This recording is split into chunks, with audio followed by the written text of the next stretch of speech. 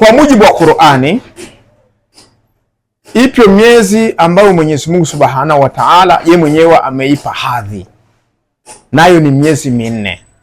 Miongoni mwa hiyo miezi minne na Muharram imo. Kuna Muharram, kuna Rajab na miezi miwili ambayo Ramadhani haimo, lakini katika miezi minne, lakini na Dhulhijja na Dhulqaada, ambao Muharram ni huu tulionao kwa mujibu wa kalenda ya Kiislamu ndio mwezi wa kwanza, lakini tunakuja na mwezi wa Rajab ambao ni mwezi ambao unakaribiana na Ramadhani, lakini kuna mwezi ambao ulioisha ambao ni Dhulhijja ambao ni ufuatana wa 11 ambao ni Dhulqaada. Kwa hiyo hii ni miezi ambayo Mwenyezi Mungu ameitaja ndani ya Qur'ani na ni miongoni ya miezi ambayo Mtume SAW alikuwa anaheshimu. Na katika dini kuna 10 la Muharram, kuna 10 la mwanzo la Dhulhijja, alafu kuna 10 la mwisho la Ramadhani. Hayo ni masiku 10 ambayo ni matukufu, Waislamu wamesuniwa ndani yake, yani kujikurubisha katika ibadati mbalimbali. Lakini pia ndani ya mwezi huu kuna siku ya Ashura ambayo ni siku ya 10.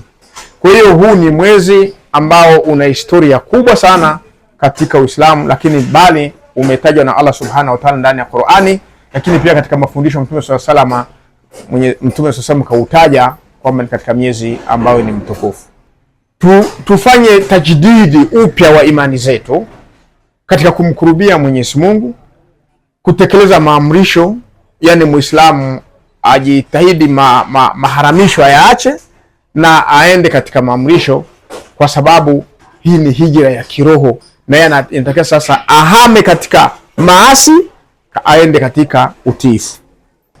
Tuwe ni watu wa mabadiliko kutoka kwenye uovu kwenda katika wema, na ili tutoke katika wema, tutoke katika uovu kwenda katika wema, ni lazima tufate maamrisho ya Mungu na Mtume na maamrisho ya viongozi wetu wa kidini, lakini na wa kisiasa ambao sasa wanatusimamia.